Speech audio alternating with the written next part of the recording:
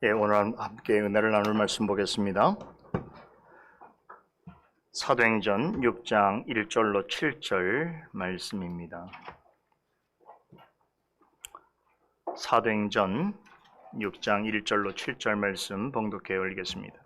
그때의 제자가 더 많아졌는데 헬라파 유대인들이 자기의 과부들이 그 매일 구제에 빠짐으로 히브리파 사람을 원망한데 열두 사도가 모든 제자를 불러 이르되 우리가 하나님의 말씀을 제쳐놓고 공계를 일삼는 것이 마땅치 아니하니 형제들아 너희 가운데서 성령과 지혜가 충만하여 칭찬 듣는 사람 7을 택하라.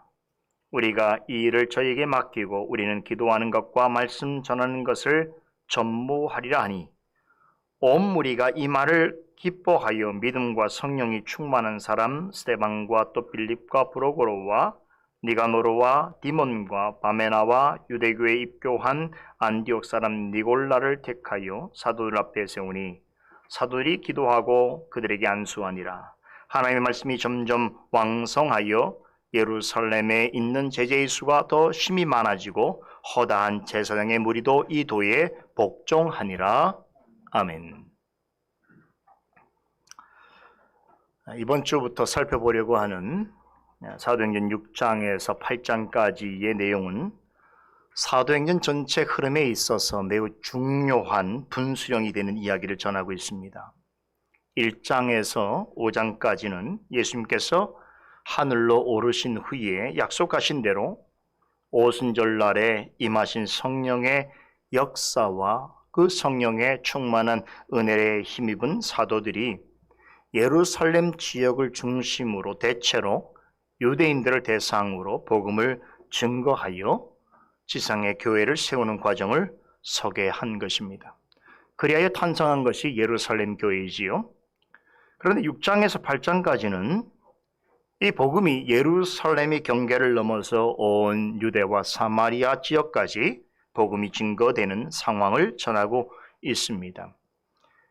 이것의 기점이 된 사건이 스데반 순교입니다.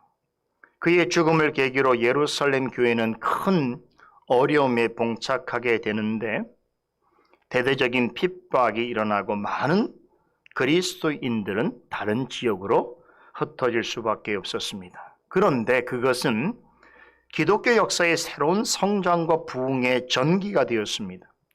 그로 인해 복음이 온 유대와 사마리아 성까지 전파되었던 것입니다.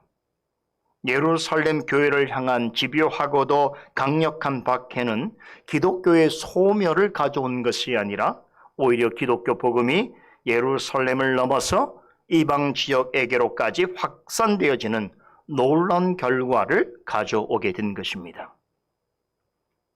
그러나 한 가지 기억할 것이 있습니다. 초대교회 역사 속에 일어난 이런 예기치 않은 일들은 결코 우연히 일어난 것이 아니라는 사실입니다.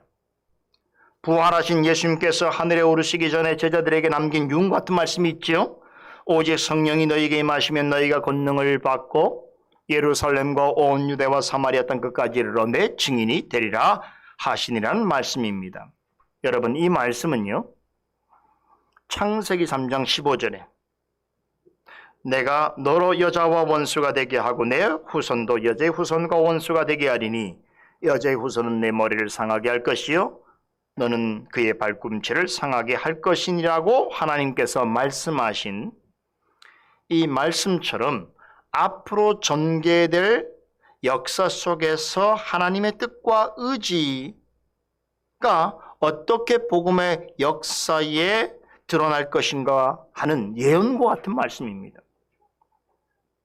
지금부터 살펴보게 될 사도행전 6장에서 8장까지의 이야기는 인성으로는 하늘에 오르셔서 하나님 우편에 계시지만 신성으로는 여전히 만유의 주이시고 또한 역사의 주인으로서 모든 세계와 역사를 통치하시는 그리스도께서 이전에 친히 약속하신 대로 이 지상에서 복음의 역사가 전개되어져 가는 과정을 그리고 있습니다.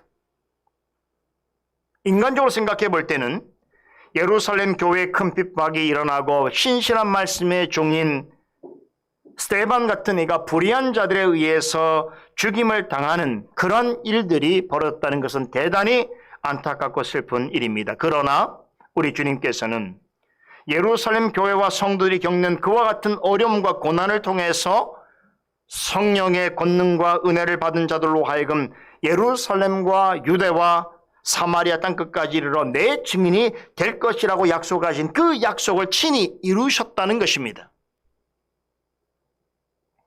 예루살렘에 임한 강력한 핍박으로 그곳에 머물고 있던 교회와 성도들을 흩으시고 흩어진 그들을 통해서 가는 곳마다 복음을 전하게 하시고 그들이 머무는 곳에 주님의 몸된 교회를 세우게 하셨습니다. 이렇게 해서 오순절 성령 강림과 함께 예루살렘을 중심으로 전파된 복음과 그것으로 교회를 세우는 사역이 예루살렘으로부터 온 유대와 사마리아 지역까지 확장되게 된 것입니다. 이것은 승천하기 이전에 예수님께서 제자들에게 약속하신 그 예언이 실제로 역사 속에 이루어지고 있다는 것을 보여주고 있는 중대한 신뢰입니다. 사도행전은 지상에 처음 교회가 세워지는 과정에서 일어난 역사적인 개별 사건들과 그와 관련된 사실들을 전해주고 있습니다. 그런데 만일에 사도행전이 이와 같은 역사적 사실과 정보만을 제공해주고 있다면 소위 말하는 역사책의 범주에서 벗어나지 못했을 것입니다. 그러나 사도행전은 역사적 현상을 우리에게 전해주는 데만 만족하지 않습니다. 사람의 눈으로 볼 수 없고 역사가의 감각으로도 파악할 수 없는, 그러나 실제 역사를 움직이고 실행하는 그 동일이 되는 역사의 내면적 영적인 그 숨은 세계를 우리로 하여금 보여주고 있습니다. 그러나 어떤 이들은 역사를 움직이는 실제 원인이 되는 이 세계에 대해서 아무런 관심이 없을 뿐 아니라 보아도 보지 못하고 들어도 듣지 못하며 마음으로 깨닫지 못합니다.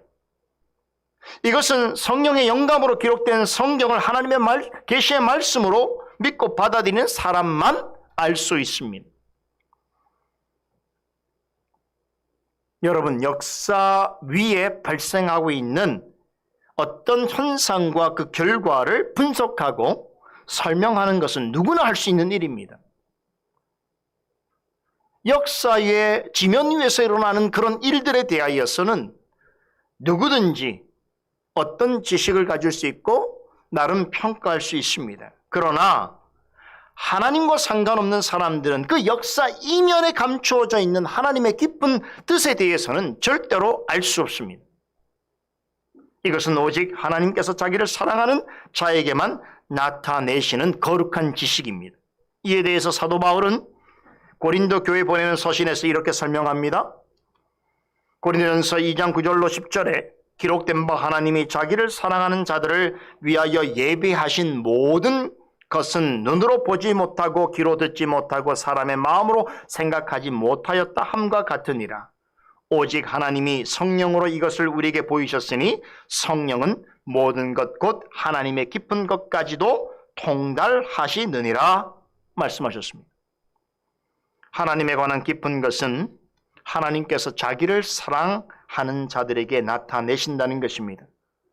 하나님을 사랑하지 않는 자, 즉 마음에 하나님이 없다는 자는 밝히 드러낸 진리가 있어도 눈으로 보지 못하고 귀로 듣지 못하며 마음으로 생각지 못합니다.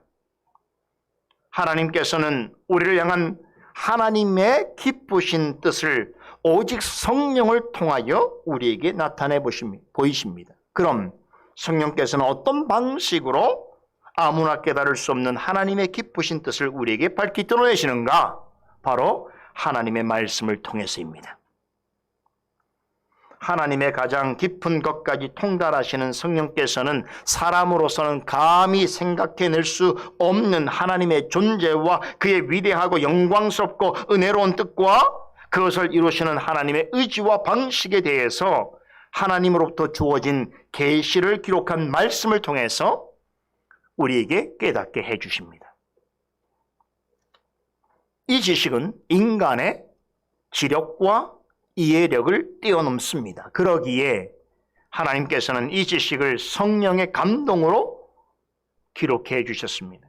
그리고 우리가 그것을 듣고 배울 때에 우리의 마음을 진리의 빛으로 밝히심으로 하나님의 기쁘신 뜻까지 밝히 깨닫게 해 주시는 것입니다. 우리는 사도행전이 그와 같이 하나님의 감동으로 기록된 하나님의 말씀이라는 사실을 믿습니다. 그렇지요?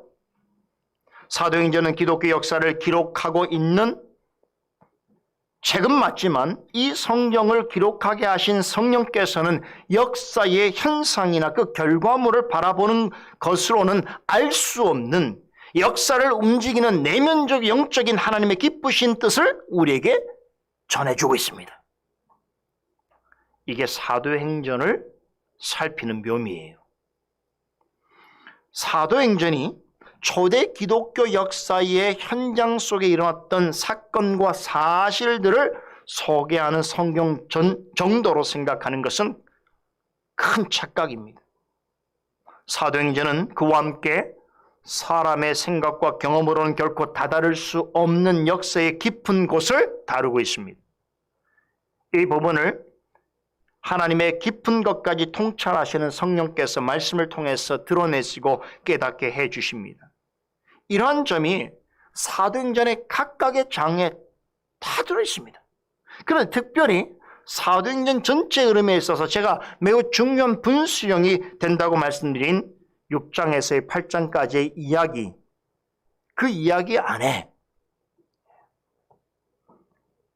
너무나 중요한 교훈이 드러나고 있습니다. 사도행전 6장 하면 의뢰이 떠오르는 두 가지 사건이 있지요. 하나는 초대교회의 7 집사를 선출한 일이고 또 다른 하나는 집사 중 한 사람인 스데반, 그 유명한 스데반이 등장하는 일입니다. 스데반에 관한 이야기는 오늘 읽은 본문 이후로 사도행전 7장까지 계속 이어집니다. 나중에 살펴볼 것입니다만 8장에 가보면 또 다른 집사의 활약을 소개합니다. 7 집사 중 한 사람이었던 빌립입니다. 그가 유대와 사마리아 지역까지 복음을 전한 이야기가 사도행전 8장에 기술되어 있습니다. 자, 이러한 흐름의 이야기는 앞서 말씀드린 것처럼 예수님의 예언대로 복음이 예루살렘을 넘어서 온 유대와 사마리아 땅까지 전파되어지는 그 복음의 증거의 과정을 우리에게 전해주는 한편 이들이 활동하고 있는 이 초대교회 안에 하나의 중대한 어떤 변화의 기류가 발생하고 있다는 것을 말해주고 있습니다. 그 중에 한 가지는 몇몇 사도들을 제외하고는 나머지 사도들은 이제 서서히 이 초대교 역사의 무대에서 물러나고 있습니다. 그래서 더 이상 그들에 관한 이야기는 사도행전에 등장하지 않습니다. 대신에 평신도로서 부름받은 자들이 복음 사역의 전면에 나서기 시작했음을 알려주고 있습니다. 이들은 집사라는 직분을 가진 자들인데 나중에 제가 더 깊이 말씀드릴 기회가 있겠습니다만 초대교회 초창기 때의 집사는 우리가 알고 있는 우리 교회의 집사와 다른 점이 많습니다. 이들은 구제 사역을 위해서 봉사하는 일을 도맡아 뿐만 아니라 지금의 목사와 선교사들처럼 직접 복음을 전하고 가르치는 사역도 했습니다. 어떤 경우에는 사도들처럼 기적과 이적을 행하기도 했습니다. 그럼에도 이들은 예수님께서 직접 택하여 세우신 사도들과는 다른 사람들입니다. 다시 말해서 일반인 중에서 사역자로 부름받았다는 점에서 평신도 사역자라고 부를 수 있습니다. 아무튼 이들의 등장은 사도행전 5장까지 보았던 초대교회 상황에 아주 중대한 변화가 발생하고 있다는 것을 우리와 하여금 짐작해 해주고 있습니다. 사도행전 6장은 그 변화가 무엇인가를 밝혀주는 내용으로 시작하고 있습니다. 그때에 제자들이 더 많아졌다는 것입니다. 그때란 사도행전 5장의 사건이 있은 이후로 교회 안에 새로운 어떤 문제가 발생하기까지의 시간을 말해줍니다. 좀 더 정확하게는 사도행전 5장 42절 이 말씀에 이른 대로 사도들이 사내들인 공회에서 완전히 풀려난 이후에 성전과 성도들의 가정에서 예수 그리스도의 존재와 그분의 복음을 가르치고 전파하는 사역을 쉬지 않고 계속 이어서 나간, 그래서 사도행전 6장이 언급되어지기까지의 그 시간을 가리키는 것입니다. 사도행전 6장은 고로 사도행전 5장 42절이 기록되어진 그 시점으로부터 상당 기간이 지난 이후에 사도행전 6장의 기록이 되었다는 것을 우리는 알 수 있습니다. 그런데 이때 교회는 많은 사람들이 교회에 몰려왔음과 더불어서 전혀 생각지 않은 새로운 문제에 직면하게 된 상황을 우리에게 전해주고 있습니다.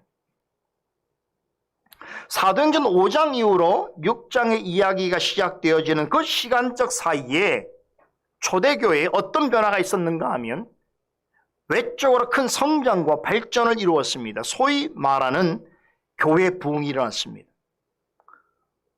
사도들에게 더는 예수의 이름을 전하지도 가르치도 말라고 거듭하여 경고하고 협박한 사내들인 공회원들의 입장에서는 결코 기쁠 일이 아니지요. 더 분개할 일입니다만 일찍이 그들 앞에서 우리는 보고 들은 것을 말하지 아니할 수 없다라고 담대하게 외치면서 오히려 예수의 이름을 위하여 능력받는 것을 당연한 일로 여기고 기쁨으로 여긴 사도들은 핍박의 강도가 세워질수록 더욱더 복음 전하는 일에 매진하였습니다. 그 결과 급속도로 그리스도를 믿는 사람들의 수가 늘어났습니다. 굉장히 기쁘고 감사한 일이지.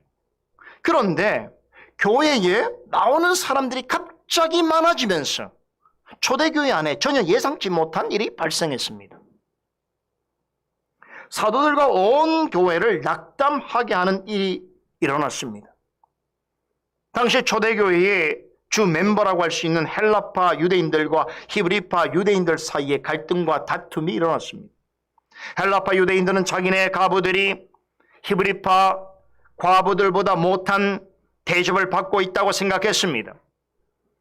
히브리파 유대인들이 자기네 과부들은 더 많은 것을 챙겨주고 더 많은 구제금을 제공해 주면서 헬라파 유대인들의 과부들에 대해서는 차별한다고 의식한 것입니다. 그러한 히브리파 유대인들을 향한 실망감이 얼마 지나지 않아서 원망으로 바뀌었습니다. 여러분, 일이 이 지경까지 되어서 초대교회 안에 큰 혼란이 일어나게 되었는데 여기에는 생각보다 복잡한 사정이 있습니다. 이것을 잘 이해해야만 일곱 집사를 세우게 된 이유를 알 수 있습니다. 또한 지금도 교회 안에서 늘 발생하는 여러 가지 문제를 어떻게 해결해야 할지 지혜를 얻을 수 있습니다. 이 부분에 대해서는 다음 주 강설 시간에 제가 집중적으로 여러분에게 말씀드릴 것입니다. 저는 오늘 조금 다른 내용의 교훈을 말씀드리려고 합니다. 아마도 교회를 조금 다녀본 분이라고 한다면 오늘 본문과 관련된 설교를 못 들어본 분은 없으실 거예요. 못 들어봤다고 하더라도 이 본문은 누구나 알고 있는 내용일 것입니다. 오늘 본문을 대할 때 우리는 예상할 수 있는 내용들이 있습니다. 초대교회 성장과 발전에 관한 이야기라든지 또 그 가운데 교회 안에 발생한 갈등과 불화에 관한 이야기라든지 그로 인해서 교회의 집사직분을 받는 자들이 세워지고 또 교회의 질서와 조직이 갖추어지는 그런 이야기. 여러분, 이런 이야기는 초대교회와 기독교를 이해하는 데서 굉장히 중요한 그런 재료입니다. 사도행전 6장의 가치는 그런 면에서 아마 사도행전 6장에 이 오늘 본문이 기록되지 않았다고 한다면 우린 굉장히 큰 혼란과 혼선을 빚게 되었을 거예요. 교회 안에서 내적으로 발생하는 문제와 그것을 풀어가는 방식과 또 그로 인해서 대안으로 제시되어 수 있는 직분자를 세우는 그런 과정들에 대하여 우리는 무지할 수밖에 없었을 것입니다. 대단히 중요한 말씀입니다. 그런데 오늘 제가 여러분과 함께 살펴보려고 하는 것은 이 사도행전 6장에서 드러난 어떤 역사적 현상이나 사건이 아닙니다. 이것들을 통해서 성령께서 전하시고자 하는 가장 핵심적이고도 변함없는 하나님의 깊은 뜻에 관한 내용입니다. 조금 어렵지요? 오늘 강서를 여러분이 끝까지 주의 있게 잘 들으신다 그러면 제가 오늘 무슨 이야기를 하려고 하는지 분명히 아실 것입니다. 오늘 본문은 지상교회가 직면할 수 있는 현실적인 문제와 그것을 해소하는 성경적인 해결책이 무엇인지를 가르쳐주고 있습니다. 그런데 오늘 본문은 교회와 관련해서 이보다 더 본질적인 교훈을 전하고 있다는 것입니다. 그것은 이 땅에 교회가 존재하는 이유와 관련되어 있습니다. 저는 사도행전 6장을 이해하는데 이 부분이 가장 중요하다고 생각합니다. 사도행전 6장에서 말하고 있는 역사적 사건과 사실을 이해하기에 앞서서 그것들을 통해서 성령께서 말씀하려고 하는 하나님의 가장 중요한 핵심적인 깊으신 뜻이 무엇인지를 아는 것이 더 본질적인 것입니다. 오늘 그 내용을 여러분과 함께 생각해 보려고 하는 것입니다. 본문의 초대교회를 통해서 우리가 알 수 있듯이 지상의 교회는 여러 가지 위기 상황을 만날 수 있습니다. 우리가 교회를 거룩한 모임이라고 말을 합니다만 완전한 믿음의 공동체는 아닙니다. 그래서 교회 안에는 예상치 못하고 예기치 못한 여러 가지 문제들과 그로 인한 위기가 언제든지 발생할 수 있습니다. 이에 대해서 우리가 고백하고 있는 웨스트민스터 신앙고백서는 잘 말해줍니다. 25장 교회 편에 보면 지상교회는 다른 교회에 비하여 더 순수하기도 하고 덜 순수하기도 하다라고 표현합니다. 완전 순수가 아니고 더 좋은 교회일 수도 있고 덜 좋은 교회일 수도 있다라고 설명하면서 개중에 아무리 순수한 교회일지라도 혼잡함과 과오를 범할 수 있다라고 전합니다. 그러니까 어느 교회에 아주 훌륭한 목회자가 있고 아주 수준 높은 신앙을 가지고 있는 직분자들이 질비하며 또 교회의 조직이 잘 되어 있고 신앙교육과 성경공부 시스템이 잘 갖추어져 있는 교회라 할지라도 언제든지 문제가 발생할 수 있다는 것이에요. 어느 교회든지 변질되고 부패할 수 있는 가능성을 항상 품고 있다는 것입니다. 그것이 우리가 고백하는 신앙 고백서에서 이야기하는 바고 성경이 가르치는 내용입니다. 그렇기 때문에 종교개혁자들은 교회는 항상 개혁되어져야 한다라고 하는 점을 강조한 것입니다. 개혁된 교회는 항상 개혁되어져야 한다. 이게 모든 종교개혁자들이 교회를 향한 강조점이었지요. 지상의 교회 중에 완벽하게 개혁된 교회는 없습니다. 개혁되지 않아도 괜찮을 만한 교회 또한 없습니다. 왜냐하면 여러분 교회에 어떤 사람들이 모입니까? 온전하지 못한 사람들이 교회로 나오기 때문에 그렇습니다. 설마 그런 사람이 있는지 모르겠습니다만 나는 완전해. 나는 완전 무결해. 난 부족함이 절대로 없어. 난 연약하지 않아. 라는 생각을 가지고 있다면 그런 사람들은 절대로 교회로 나오지 않을 것이며 나올 이유가 없습니다. 그러나 여러분과 저는 어떻습니까? 내 자신에 대하여 우리는 한없는 연약함과 부족함을 깨닫는 사람 아닙니까? 그런 자들만이 교회로 나올 수 있는 것입니다. 우리 모두가 잘 알고 있듯이 교회에 나온다고 해서 당장에 그 사람이 성화가 완성되어지는 것은 아닙니다. 교회로 갈 때는, 교회를 찾을 때는 저 사람이 지난날보다는 좀 나은 사람이 될 것이라는 기대를 모두가 가지고 있지만 우리 스스로가 너무 잘 알지 않습니까? 오랜 시간이거든. 마치 식물이 씨를 땅에 뿌려진 씨앗이 어떤 과정을 겪어서 열매를 내기까지 당연히 시간이 걸리는 것처럼 성도의 성화됨도 시간이 걸리는 것입니다. 우린 그 과정에서 신앙생활 하는 동안 많은 시행착오와 실패를 거듭하게 되어집니다. 예수님을 영접하고 주로 시인하더라도, 말씀을 기쁘게 듣고 감사함으로 깨달음이 있을지라도, 여러분 때로 어떤 좋지 못한 일을 우리가 겪게 될 때에 그 일로 인하여서 갑자기 믿음이 약화되기도 하고, 때로는 내 마음 깊은 곳에 있었던 구원의 확신조차 흔들릴 때가 있는 것이지요. 어떤 때는 분명히 내 신앙의 양심에 반하는 그런 일인데도 나는 그 결정을 하고 그런 생각을 하게 될 때도 있고, 분명히 잘못인 줄 알면서도 성령을 근심하게 하는 어떤 특정한 죄에서 벗어나지 못할 때도 있습니다.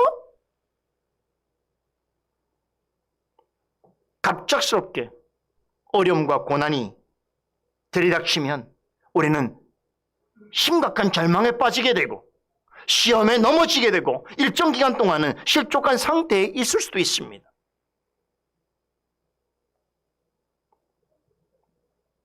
믿음을 가진 사람이라도 사망의 음침한 골짜기로 내달릴 수 있고 그곳에서 어느 기간 동안 머물 수 있습니다. 그럼에도 우리가 희망을 놓지 않는 것은 구원받은 자는 그 마음속에 소망의 불꽃이 완전히 꺼지지 않는다는 것이에요. 어떻게든 회복하고자 원하는 그 마음이 그에게 있다는 것이에요. 그것은 그 자신의 의지 때문이 아닙니다. 그것은 불변한 하나님의 신실하심과 지금도 하늘에서 택한 자의 구원을 위하여 간구하시는 그리스도의 중보 기도와 그 심령 안에 내주하셔서 끝까지 도우시고 선한 길로 이끄시는 성령의 견인하시는 은혜 덕분인 것입니다. 그 은혜 때문에 지금 우리가 볼 때는 한없이 신앙과 다른 길을 걷고 있고 탕자처럼 아버지 은혜를 모르고 세상 가운데 하랑방탕하게 살고 있는 자 같으나 그 깊은 마음 속에 양심 속에 하나님께서 그 완전한 소망의 불꽃을 꺼지지 않도록 지켜주신다는 거예요. 회복의 기회를 주십니다. 본문에 나오는 사도들과 히브리파 유대인들과 헬라파 유대인들도 이와 같이 다 부족하고 연약한 성도들입니다. 여러분과 저도 마찬가지입니다. 우리가 가진 본질적인 부패함과 불완전함은 하나님을 더욱 신실하게 의지하고 더 열심히 교회에 나와야 하는 이유가 됩니다. 그렇지요? 그런데 또한 이것은 신앙생활과 교회 생활의 위기를 자초하는 원인이 되기도 합니다. 이 때문에 교회 안에 규범과 제도가 만들어지게 된 것이고 그것을 통해서 교회 안에서 발생하는 여러 가지 문제들을 해결해 나가는 것입니다. 사도들이 7집사를 세우고 그들로 하여금 구제 사역을 도맡게 한 것도 이와 같은 맥락에서 이해될 수 있습니다. 그런데요, 이 같은 일은 매우 중요하지요. 그러나 오늘 본문은 이것이 교회의 가장 중요한 일이 아니라는 것을 말하고 있습니다. 교회 안에 발생한 성도들 간의 갈등을 중재하고 다툼을 해소하고 어떤 일을 잘하기 위해서 사람을 세우고 제도를 개선하며 성도들뿐만 아니라 사회에 유익을 끼치는 선한 사업들을 구상하고 시행하는 것, 이 모든 것들은 다 중요하고 필요합니다. 그러나 이것은 교회가 행해야 할 가장 우선적인 일은 아닙니다. 본문은 우리에게 오고 오는 모든 세대를 통해서 지상에 세우신 주님의 교회라면 언제나 항상 가장 우선적이어야 할 교회의 임무가 무엇인지를 일깨워주고 있습니다. 오늘 제가 본문과 관련해서 강조해서 말씀드리고자 하는 것이 바로 이것입니다. 본질적으로 연약하고 부패한 성품을 가진 자들이 교회에 모이고 그럼으로써 교회 안에 발생할 수밖에 없는 문제들이 무엇이고 교회가 그런 문제에 직면하게 될 때 그것을 어떻게 해결하느냐 하는 것을 잘 이해하는 것도 중요하지만 지금 제가 말씀드리고자 하는 교훈에 비하면 그런 모든 것들은 후순위여야 하는 것입니다. 그 무엇도 그 어떤 일도 하나님의 말씀을 전하고 가르치는 일보다 앞설 수 없습니다. 히브리파 유대인과 헬라파 유대인은 예루살렘 교회에 속하여 있는 지체들입니다. 그런데 구제의 분배 문제로 갈등이 발생했습니다. 자신의 과부들이 구제 대상에서 소외됐다고 생각한 헬라파 유대인들은 히브리파 유대인들을 향하여 원망을 쏟아냈습니다. 여러분 충분히 그럴 수 있어요. 다음 주에 제가 이 상황을 잘 설명드릴게요.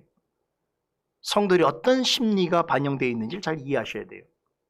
그런데 여러분 지금까지 이와 같은 일은 초대교회 안에 없었지요. 초대교회 안에 우리가 지금까지 살펴봤던 초대교회 안에 여러 가지 일들이 있었지만 지금 이와 같은 일은 처음 발생한 것입니다. 여러분 우리가 그동안 보았던 예루살렘 교회 성도들은 어떤 사람들입니까? 사내들인의 집요한 핍박 속에서도 오히려 마음을 같이하여 날마다 모이기에 힘썼을 뿐만 아니라 서로 물건을 통용하여 사용하고 자신의 소유를 팔아서 각 사람의 필요한 대로 나눠주었습니다. 아나니와 삽비라 부부가 시험에 빠져 죽게 되는 사건이 있었지만 오히려 그 일을 계기로 성도들은 하나님을 경외하는 마음으로 더욱 힘써 서로를 돌아보고 구제하는 일에 힘썼습니다. 그런데 놀랍게도 교회 외적인 부흥이 일어나게 되자 교회에 많은 제자들이 그 수를 더하게 되자 교회는 그 이전에는 경험해보지 못한 문제가 발생하게 된 것입니다. 그로 인해서 교회는 내적으로 큰 위기에 봉착하게 되었습니다. 교회에 사람의 수가 더하여졌다는 것, 많은 제자들이 교회를 찾게 되었다는 것은 분명 기뻐하고 감사해야 할 일입니다. 그렇지요? 물론 외적인 성장이 항상 진정한 부흥일 수는 없겠으나 우리가 적어도 사도행전을 우리가 공부해온 우리 상황에서 보게 될 때 지금 사도행 6장에서 말하고 있는 제자들이 더해진 이 상황, 많은 제자들의 수가 예루살렘 교회에 더해진 상황은 그 이유가 왜 그렇습니까? 사도들이 어떤 상황에서도 사내들인의 어떤 위협과 많은 핍박이 있었음에도 불구하고 가는 곳마다 복음을 전하고 만나는 사람마다 예수가 그리스도라는 사실을 가르치고 전도했기 때문입니다. 그 결과 교회가 수적으로 성장한 것입니다. 그런데 이렇게 제자들의 수가 늘어나고 교회의 수적인 부흥이 일어나면서 전에는 생각지도 못한 문제가 발생하게 된 것입니다. 그동안 그토록 아름답고 견고하게 맺어진 초대교회 성도들 사이에 균열이 발생했습니다. 성도들 사이에 시기와 질투와 원망이 일어났습니다. 이런 이와 같은 상황은 예상치 못한 위기를 만난 교회라면 무엇을 가장 먼저 생각해야 하며 어떤 조치를 먼저 취해야 할 것인가를 묻게 합니다. 여러분, 이와 같은 상황은 오늘날 우리 시대의 교회 안에도 그대로 나타날 수 있습니다. 교회에는 생각지 않은 다양한 문제들이 발생할 수 있습니다. 예상할 수 있는 문제만 나오지 않아요. 목회가 그렇더라고요. 전혀 예상치 않은 상황에서 문제가 시작이 되어지고 전혀 예측하지 못한 성도에게서 또한 어려움이 발생합니다. 이것이 성도 간의 갈등과 불화일 수도 있고 교회 안에 어떤 규칙과 제도가 아직 미비함으로 발생하는 그런 문제일 수도 있습니다. 또 직분자와 성도들 간의 의견 차이로 발생하는 어려움일 수도 있습니다. 그런데 이와 같은 일들은 우리 모두를 낙담케 합니다.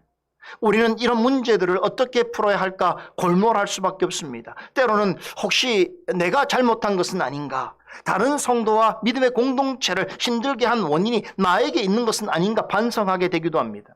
이것은 당연한 일이고 마땅히 필요한 일입니다.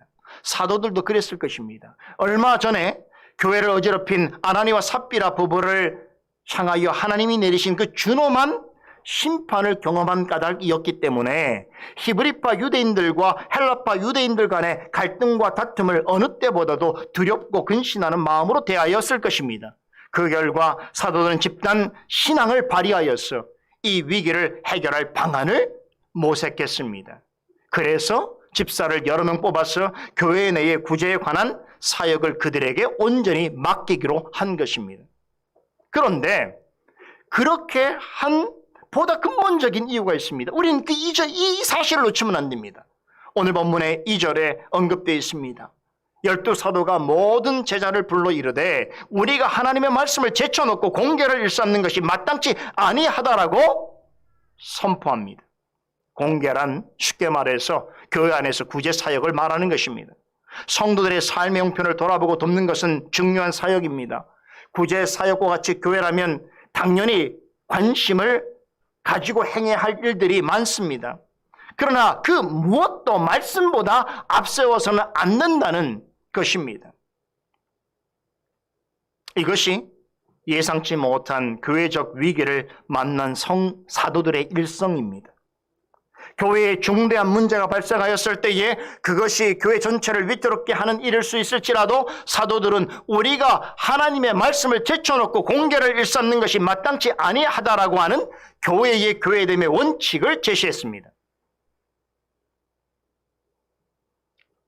이 말씀은 이 땅의 주의 몸된 교회에 속한 모든 성도가 반드시 정립하고 따라야 하는 교회의 가장 중요한 사명이 무엇인지를 명확하게 가르쳐주고 있습니다. 교회의 이름으로 행하는 그 어떠한 일도 이보다 앞설 수 없다는 것입니다. 교회는 구제에 관심을 가져야 하고 실제로 구제 사역에 나서야 합니다. 하지만 그것 때문에 말씀을 뒤로 밀어내서는 안 됩니다. 교회가 관심을 가지고 행해야 하는 일이 어디 구제뿐이겠습니까?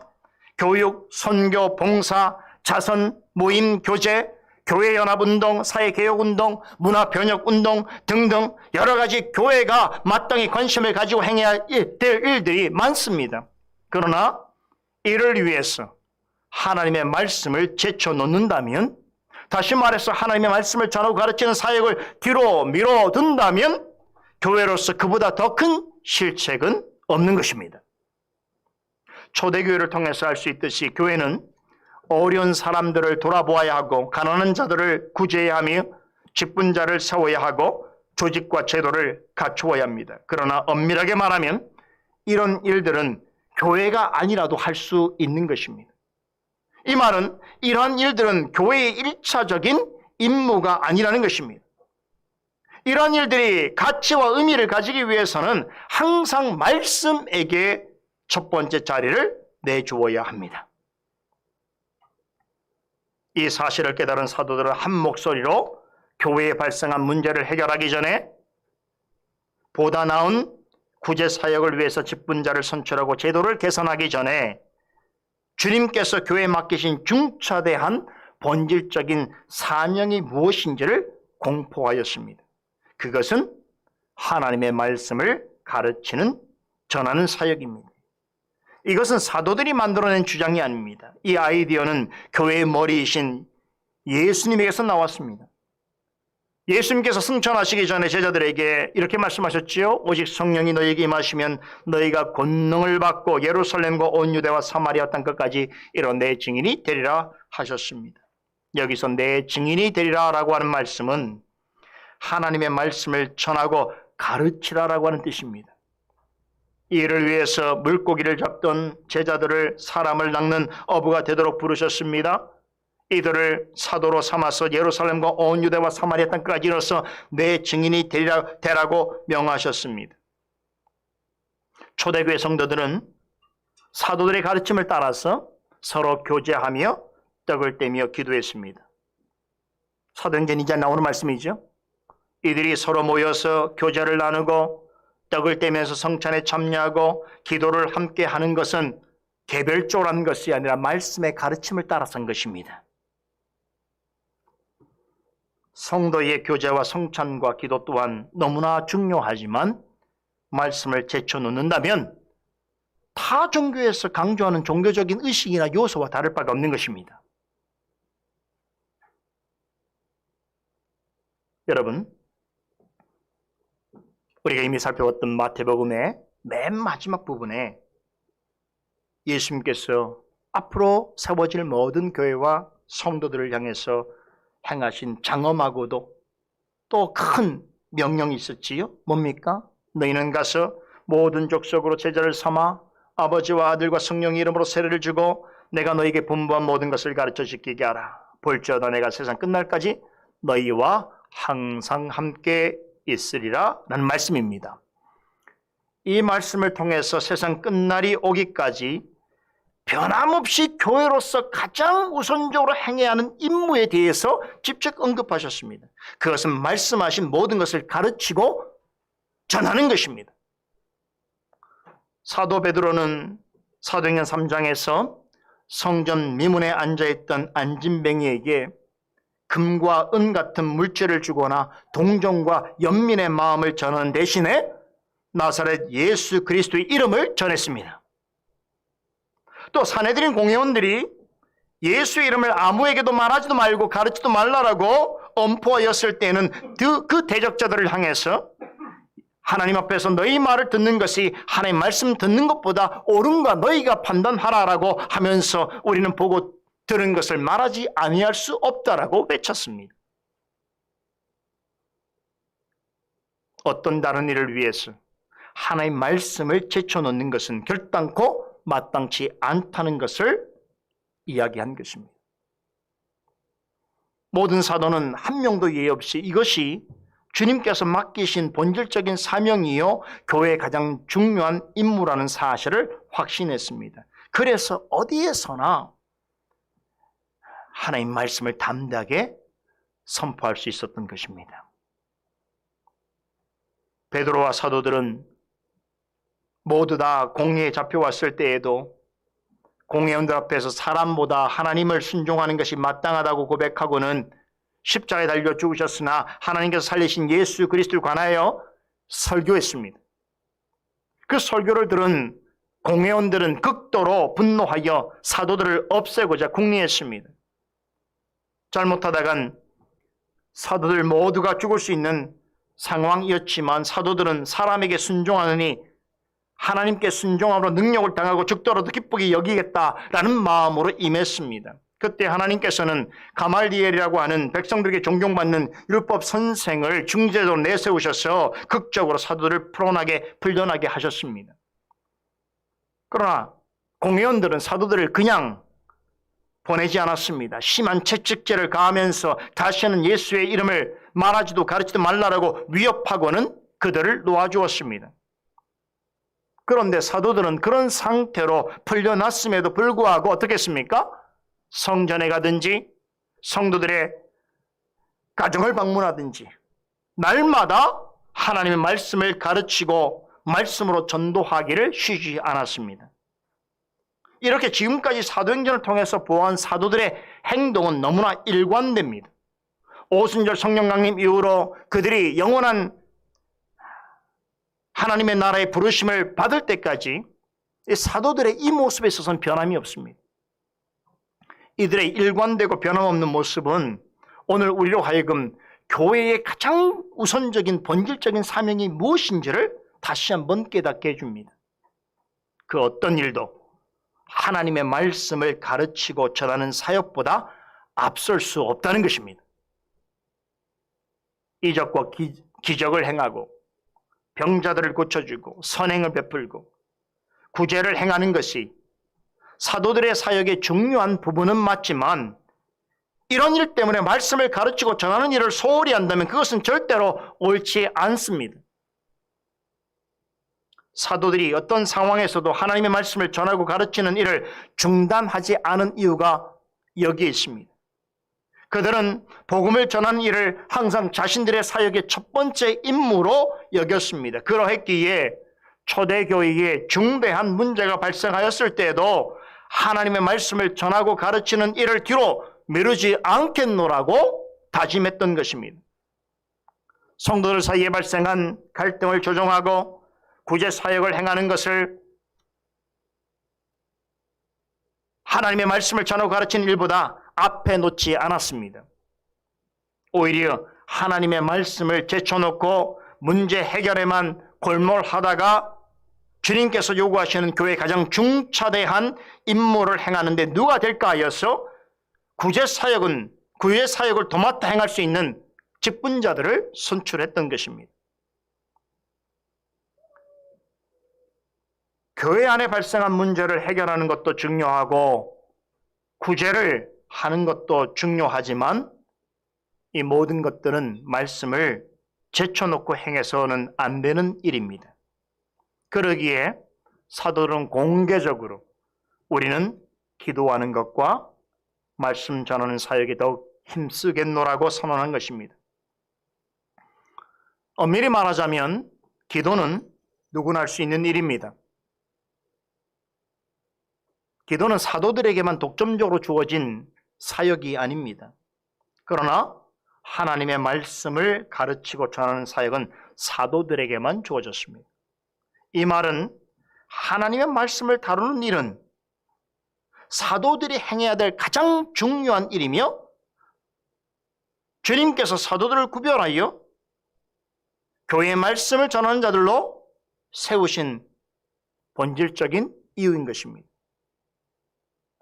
이 사역을 제대로 감당할 때에 주님의 증인으로서 올바르게 설 수 있고 지상에 주님께서 기뻐하시는 교회가 든든히 세워져 갈 것이며 성도들이 바르게 양육될 것입니다. 그런 점에서 말씀은 교회의 본질과 자태를 온전히 드러내는 최고의 방편입니다. 은혜의 수단이라고 하는 성례와 기도도 말씀 앞에 둘 수 없습니다. 우리 속담에 바늘 가는데 실 간다라고 하는 말이 있죠. 말씀이 바늘이라면 성례와 기도는 실입니다. 성례와 기도가 중요하지만 언제나 말씀을 쫓아야 하는 것입니다.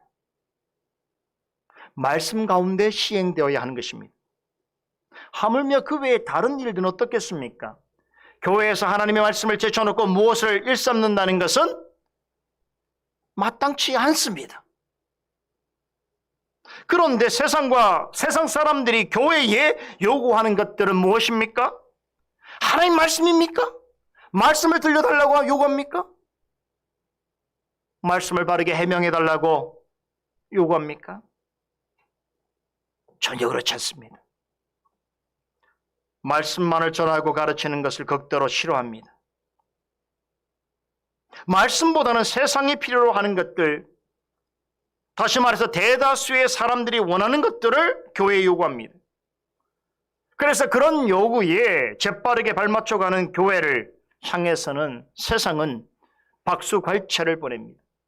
세상과 어울리고 사람들을 좋게 하는 그런 교회는 좋은 교회, 갈만한 교회라고 추천합니다. 세상이 추천하는 교회들이 있어요. 믿지 않는 자들이 추천하는 교회들은 다 이런 교회들입니다. 그런 교회는 하나님 말씀이 우선되는 교회가 아니고 말씀보다 대다수의 사람들이 원하는 것을 우선시하는 교회들입니다. 그런 교회는 세상과 세상 사람들에게는 최고의 교회입니다. 그래서 믿지 않는 사람, 우리 믿지 않는 가족들 중에서도 교회를 가려면 그런 교회를 가라고 그러죠. 큰 교회 가라고 그러고 유명한 목사가 있는 교회를 가라고 하고 사람들이 많이 모이는 교회를 가라고 하고 편의시설이 갖추어진 교회를 가라고 말하지요. 하나님 말씀을 온전히 전하는 교회를 가라고 말하지 않습니다.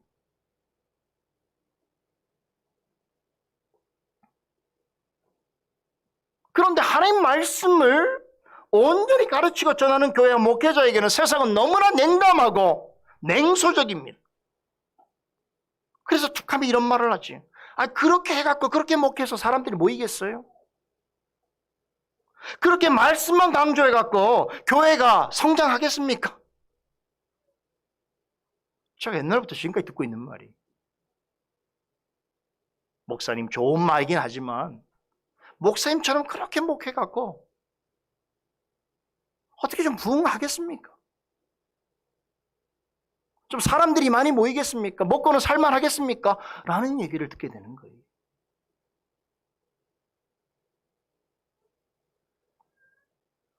대단히 안타깝게도 여러분, 오늘날 많은 목회자들과 성도들이 이러한 세상에서 교회를 바라보고 원하는 그러한 시류와 풍조의 영향을 크게 받고 있습니다. 그래서 교회 안에서조차 하나님 말씀을 바르게 해명하는 설교보다는 다른 일에 더 많은 관심을 가집니다.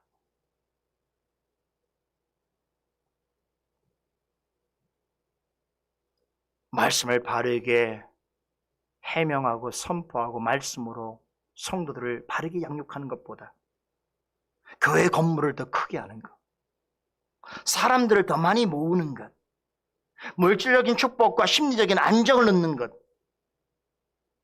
질병을 고치고 좀 더 행복하고 만족하게 사는 것, 그런 프로그램을 사람들에게 제공하는 것, 거기다 조금 더 여력이 있다면 가난한 사람들을 돕고 세상을 위해서 봉사하고 그 기독교 이름으로 어떤 사업을 운영해서 그것을 큰 이익을 남기는 것, 이런 것들을 말씀을 전하고 가르치는 일보다 더 우선시하고 중요한 교회 일로 생각하는 목회자들과 성도들이 있다는 것이에요. 현실입니다.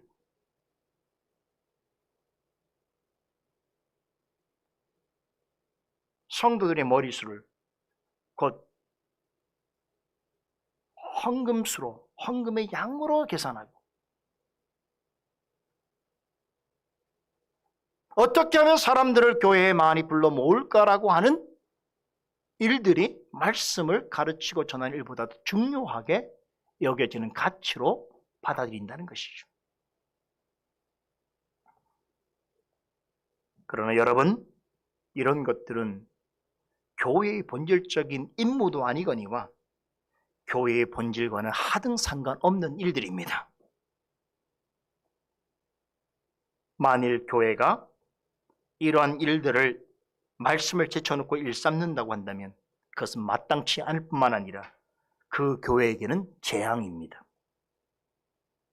여러분이 생각하는 오늘날 교회의 가장 큰 문제는 무엇입니까? 저는 교회의 교회다움을 잃어가는 것이라고 생각합니다. 교회의 교회다움이란 하나님의 말씀에 있습니다. 말씀이 바르게 전파되지 않고 가르치지 않는 환경에서 교회다움이 드러나기를 바라는 것은 죽어가는 나무에서 좋은 열매를 얻고자 하는 것 같은 헛된 기대인 것입니다. 애초에 알 수 있어요. 저처럼 이 분야에서는 나름 전문적인 식견을 가지고 있는 사람은요, 어느 교회 예배를 드려보면 그 교회를 방문해 보면 압니다. 그 교회에서 나는 자료들을 보면 알 수 있어요. 설교를 들어보면 알 수 있어요. 살아있는, 영적으로 살아있는 교회인지 죽어가는 교회인지 알 수 있습니다. 신구약 성경을 통틀어서 세상에 잠식되어간 그런 교회들을 향해서 가장 크고 심각한 게 전하는 경고의 말씀이 무엇인 줄 아십니까? 그것은 하나님의 말씀을 듣지 못하는 것입니다. 일찍이 하나님께서 아모스 선지자의 입술을 통해서 이 재앙에 대해서 이렇게 말씀하셨습니다. 주 여호와께서 가라사대 보라, 날이 이를지라 내가 기근을 땅에 보내리니 양식이 없어 주림이 아니며 물이 없어 가람이 아니요 여호와의 말씀을 듣지 못한 기갈이라. 성도에게 여러분, 말씀을, 온전한 말씀, 바른 말씀을 듣지 못하는 것만큼 심각한 재앙이 없다는 것이에요. 이건 큰 불행입니다. 여러분, 우리가 날마다 식탁에 올라오는 음식이 늘 부패하고 오래된 것이어서 건강에 해를 끼치는 것이라면 얼마나 큰 근심이겠습니까? 우리 믿는 자들에게는 우리의 생명 양식이 되는 말씀, 그 말씀이 온전히 전해지지 않고 부패되고 왜곡된 말씀을 먹어야 한다면, 들어야 한다면 그것은 재앙이지요. 잠언서 29장 18절은 이렇게 말씀합니다. 묵시가 없으면 백성이 방자히 행한다.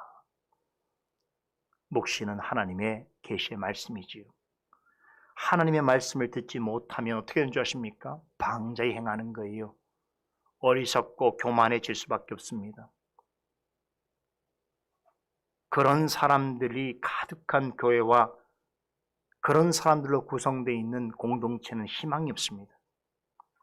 세상적으로 보면은 막 그런 모임과 교회가 막 뭔가 하는 것 같고 막 사람들이 모여서 뭔가를 이루어가는 것처럼 분주해 보이고 활력이 있어 보일지 모르지만 영적인 관점에서 볼 때는 언제나 절망 상태에 있는 것입니다. 그런데 참으로 또 한편으로 감사한 것은 하나님께서는 영적으로 깊은 어둠에 쌓여 있는 시대일지라도 말씀을 전하는 자들을 택하여 부르셔서 세상에 보내시지요. 그리고 그들로 하여금 하나님의 말씀을 듣지 못하는 영적 기갈 중에 있는 자들에게 복음을 선포하게 하시고 말씀을 가르쳐 지키게 하십니다. 그렇게 하여서 말씀으로 점점 더 왕성해져가는 교회를 세우시고 사도들처럼 말씀의 가르침에 복종하는 주의 제자들을 기르십니다.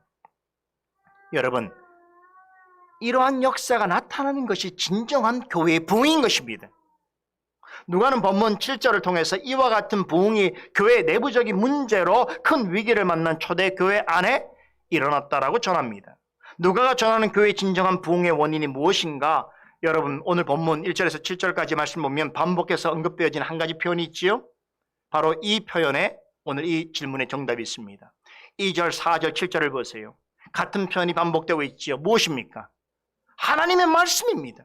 누가는 이 말을 반복해서 사용함으로 인해서 예상치 못한 큰 위기에 봉착한 교회와 성도들이 어떻게 다시 회복하여 진정한 부흥을 경험하게 될 수 있는지 그 비결을 전해주고 있습니다. 정답은 어디에 있다고요? 하나님의 말씀에 있습니다. 여러분 생각해 보세요. 오순절 성령 강림 이후로 그 자태를 드러낸 초대교회에 좋은 일만 있었던 것이 결코 아닙니다. 기쁘고 좋을 때에 항상 괴롭고 힘든 일이 동시에 찾아왔습니다. 탄생한 지 얼마 되지 않는 교회라고 보기에 무색할 정도로 크고 심각한 위기가 잇따랐습니다. 사도들은 수차례 체포되고 감금되었습니다. 당대 최고의 권력자들로부터 여러 번 신문과 고문을 받았습니다. 잡혔을 때마다 심한 매를 맞고 위협 속에서 풀려나기를 반복했습니다. 아나니아와 삽비라의 죽음은 사도들과 성도들의 간담을 서늘하게 했을 것입니다. 또 모든 사도들이 한꺼번에 잡혀갔을 때에는 남은 성도들은 말로 표현할 수 없는 무력감과 절망감에 휩싸였을 것입니다. 그런데 이렇게 계속적으로 반복되는 위기 속에서 변하지 않은 한 가지 일이 있어요. 사도들은 때를 얻든지 못 얻든지 하나님의 말씀을 전하고 가르쳤습니다. 성도들에게만 가르친 것이 아니라 대적자들을 향해서도 하나님의 말씀을 전했습니다. 이것이 교회의 변함없는, 교회에 어떤 위기가 찾아오더라도, 어떤 어려움과 고난 가운데 있을지라도 교회가 행해야 될 가장 중차대한 임무이기 때문인 것입니다. 이것을 포기하면, 이것을 타협하면, 이것을 버리면 교회는 부패하고 타락할 수밖에 없습니다.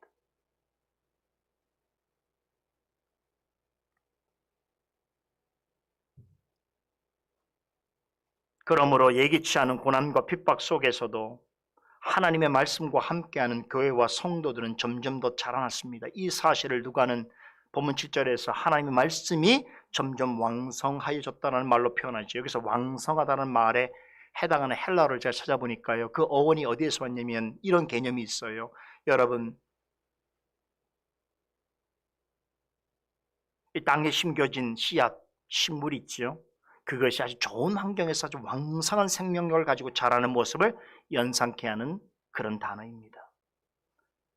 무슨 뜻입니까? 하나님 말씀은 살았고 운동력이 있어서 사도들과 성도들이 어떠한 환경 가운데 처해 있을지라도 반드시 그들을 자라나게 하고 열매를 맺게 합니다. 이런 역사가 외부로 현저하게 드러날 때 우리는 그것을 신앙의 성장이라고 하고 혹은 교회의 부흥이라고 말하는 것입니다. 이처럼 성도 개인의 신앙과 교회의 성장을 이끄는 시적인 원인은 하나님의 말씀에 있습니다. 마태복음 13장에서 예수님께서는 씨 뿌리는 비유를 통해서 씨가 좋은 땅에 떨어진 경우를 복음이 말씀을 듣고 깨닫는 자에게 전해진 것으로 해석하시면서 그러한 자의 심령에 증거된 말씀은 어떻게 된다고 그랬습니까? 100배, 60배, 30배 결실을 맺을 것이라고 말씀하셨습니다. 여러분, 무엇을 말하는 것입니까? 말씀을 듣고 깨닫는 자의 심령 가운데 심겨진 말씀은, 그 말씀의 능력은 그 무엇과도 비교할 수 없을 정도로 언제나 효율적이고 효과적입니다. 하나님께서는 말씀을 성령이 임재하여 계시는 주님의 몸된 교회에 주셨습니다. 말씀의 봉사를 맡은 자들을 강단에 세우셔서 말씀을 전하고 가르치게 하십니다. 말씀을 통해 성도의 영혼을 기르시고 성장케 하십니다. 말씀으로 교회를 진리의 기둥과 터가 되게 하십니다. 그런데 교회가 말씀을 제쳐두고 다른 무엇에 더 관심을 가지고 그것을 애써 추구한다는 것이 말이 되는 것입니까? 복음의 본의와 전혀 다른 내용을 가르치고 말씀을 왜곡하는 신학과 교리를 전하는 것이 과연 타당한 일입니까? 복음이라고 하지만 알고 보면 복음에다가 이것저것을 더하거나 빼기도 한 거짓되고 왜곡된 복음을 전하는 것이 옳은 일입니까?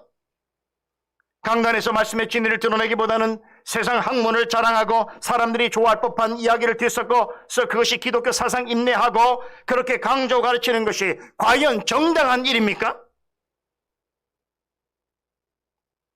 이것은 하나님의 말씀을 제쳐놓고 다른 것을 일삼는 행동입니다.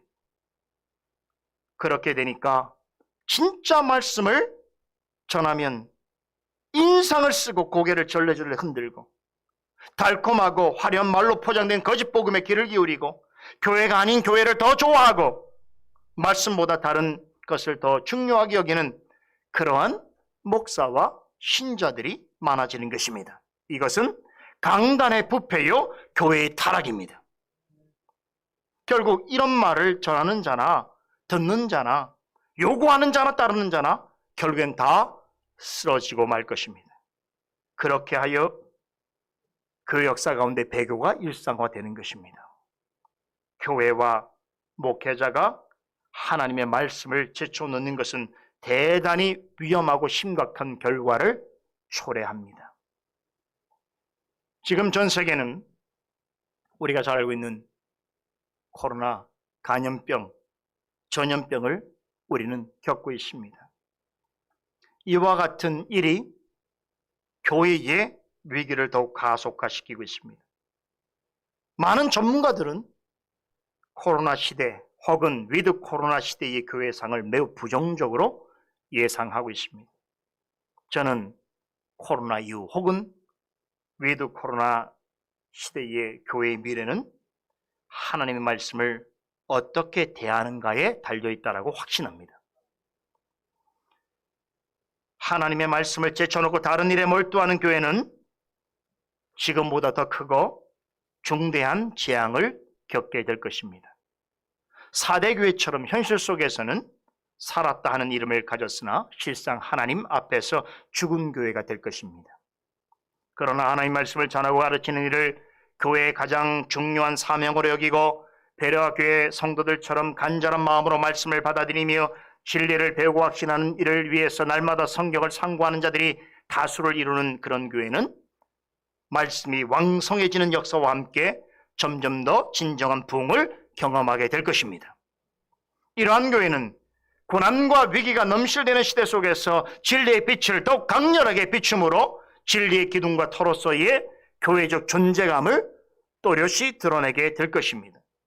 하나님께서는 그러한 교회의 말씀의 가르침에 복종하는 주의 일꾼들과 증인들을 세워주실 것이고 믿는 자들의 수를 더하여 주실 것입니다. 말씀과 함께하는 교회의 진정한 부흥을 맛보게 해 주실 것입니다. 저는 우리 솔리데오 글로리아 교회가 그와 같은 교회가 되기를 간절히 소망합니다. 하나님 말씀이 점점 왕성하여짐으로 우리 교회 안에 믿는 제자들과 말씀에 순종하는 일꾼들이 많아지는 교회가 되기를 바랍니다. 그리하여 마지막 때에 주님께서 맡기신 사명을 충실히 감당함으로 우리 교회 이름처럼 뜻처럼 오직 하나님께 영광을 크게 돌리는 교회로 길이 남기를 간절히 소망합니다. 기도하십시다.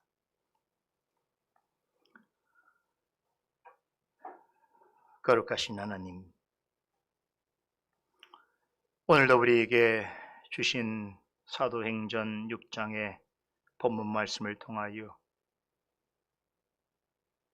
우리의 어두운 생각을 제하시고 우리의 심령을 뜨겁게 하여 주신 것 감사드리옵나이다. 주님의 몸된 교회를 생각하게 될 때에 오늘 우리에게 주신 이 값지고 귀한 사명과 임무를 이 교회와 더불어 충실히 감당함으로 하나님께서 기뻐하시는 진정한 부흥을 경험하며 나아가서 이 어두운 시대 속에서 진리의 기둥과 터로서 진리의 빛을 온전히 드러내어 하나님께 영광 돌리는 주님의 교회로, 그런 교회 가운데 말씀으로 성숙해가는 믿음의 제자들과 주님의 일꾼들이 많아지도록 주여 도와주시옵소서. 그리하여 이 교회 행보를 통해서 주님께서 교회에 맡기신 가장 중요한 사명과 임무가 온전히 행해지는 놀라운 은혜의 역사가 지속될 수 있도록 도와주시옵소서. 감사드리며 살아계신 예수 그리스도 이름으로 기도드리옵나이다. 아멘.